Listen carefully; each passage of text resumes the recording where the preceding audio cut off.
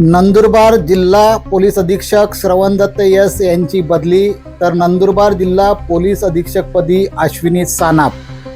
श्रवण दत्त यांची upper police महासंचालक विशेष कृती कार्यालयात स्टाफ ऑफिसर म्हणून बदली. पुणे लोहमार्ग पोलीस अधीक्षक सानाप यांच्यावर नंदुरबार जिल्ह्याची जबाबदारी.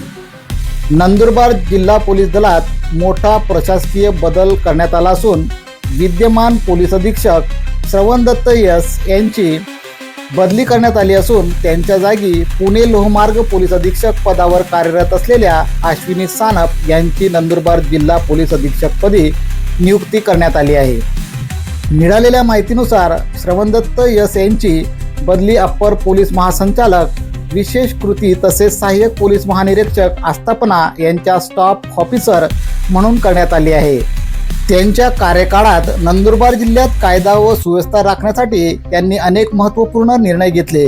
गुन्हेगारी नियंत्रण, प्रतिबंधात्मक कारवाई आणि विविध सामाजिक उपक्रमांमुळे त्यांचा कार्यकाळ उल्लेखनीय ठरला.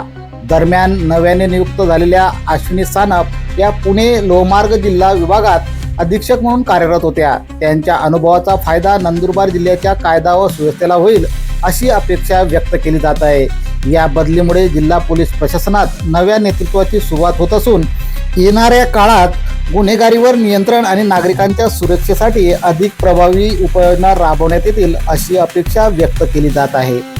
KTN news network, Nandurbar.